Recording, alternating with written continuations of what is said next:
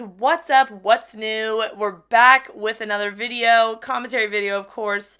Your guys' favorite video, I would say, on my channel. And today we're back with another Oregon Relays. I'm pretty sure the last commentary video I did was Oregon Relays, and that was in 2015.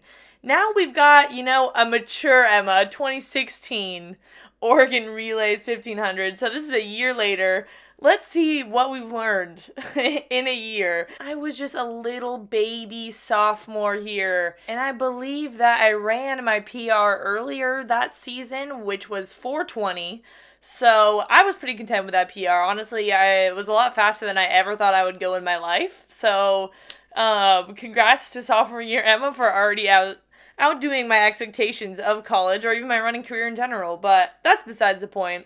To give a little context for this race, this was probably my lowest point mentally of college. I just remember I was really struggling at this time. Sophomore year was probably the darkest year of college for me. I was really struggling with my confidence, not really even in my racing, but more just like in my life. I don't know. It was a weird phase that I went through, and it got better like the next year, but we're still running through it, we're still lining up, we're still getting after it, still crushing the workouts, but I don't know.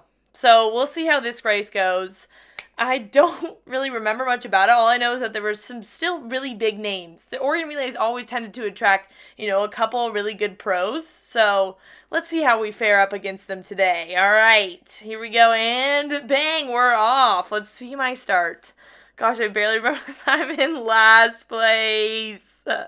This tends to be a common theme on this channel where I don't get the best starts. And this is something I really want to work on in the future, is just having better reflexes from the gun. But you know what? We make up for it in the 1500, I guess. So here I am sitting close to last. That's okay though. The field is really fast, so what are you going to do? And I'm not going to stress out about it. We got plenty of room to make up throughout the race. So I'm surrounded by beavers. The Oregon State Beavers, our rivals technically in the state of Oregon. So go Beavs. Anyways, so a little bit about my race plan going into this race. I looked at the lineup, the start sheet leading up to this race, and I was like, okay, I'm going to sit behind Maggie Vesey. And if you guys know who that is, she's like a very, very good 800 runner. She went to world championships, probably medaled a couple times. I don't know. She's really good. I saw that she was in this race. She also has fabulous outfits. And I was like, okay, I see her in the race. I'm pretty sure she was lined up next to me at the start. And I was like, I'm just going to pace off her because she's definitely going to be going faster than me. Anyways, so as you can see, I'm pretty much set behind her. And also my teammate Lily is in this race too. There's a couple other teammates in there as well, but they're up higher at the moment. But yeah, so I'm like, okay, I'm just going to sit behind her and see what happens. So currently it's pretty boring, as you can see, it's just, it's kind of strung out a little bit. Who else do we have in this race? We've got Ashley Mayton, who I believe is pacing. There's my coach running along the side, yelling at everyone.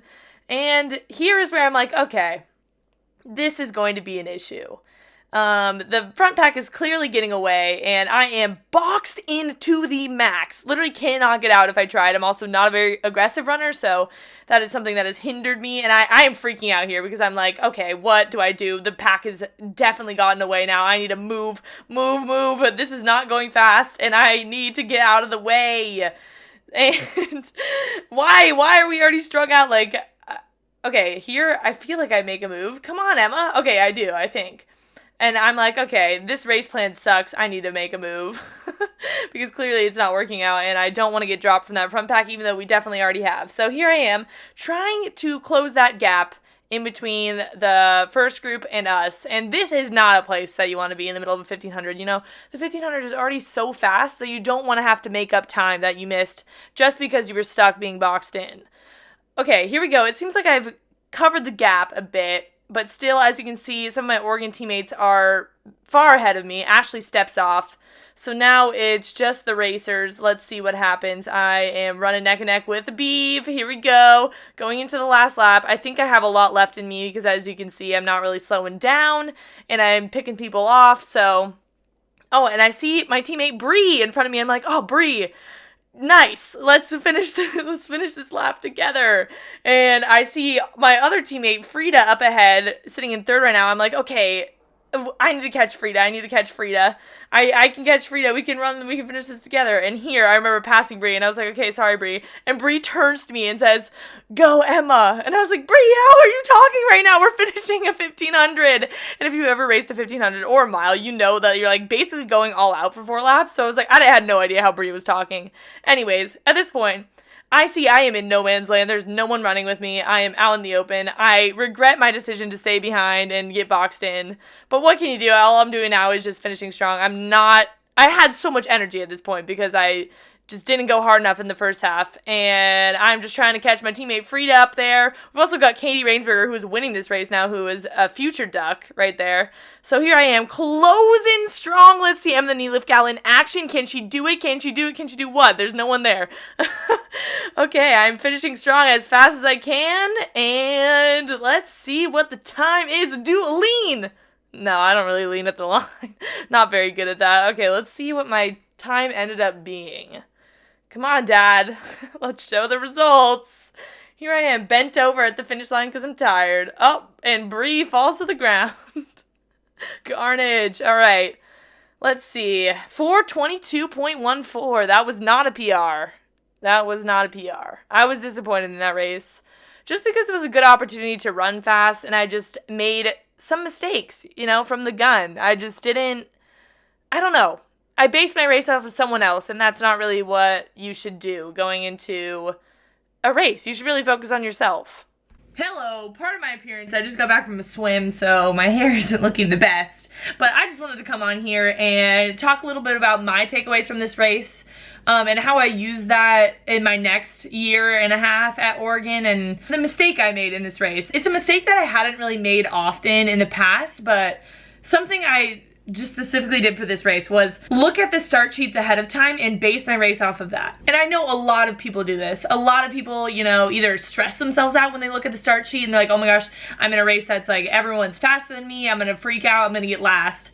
Like, you don't know until you try. You don't know until you go into the race. You don't know what type of day someone's gonna have. It doesn't matter what someone's PR is. There's people that race consistently well every single time, and you can kind of base it off of that, but even that, like, the best runners don't always have their best day. So going into this race, obviously I looked at the start sheet and I specifically picked out someone that I was gonna base my race off of and that I was gonna sit behind. And that was just something that I learned from then on that you just shouldn't do. I've been racing for so many years and I still made this mistake. What I wish I had done differently in this race was just go off of how I was feeling and make moves not dependent on anyone else, but rather than what I was feeling in the moment. For example, instead of allowing myself to get boxed in and stay behind someone that I had thought about before the race, I wish I had really been thinking in that racing moment. I wish I had seen that I was about to get boxed in and made a move up towards the front pack. I know the race is so short, it's only 4 minutes, so you don't have that much time to think, but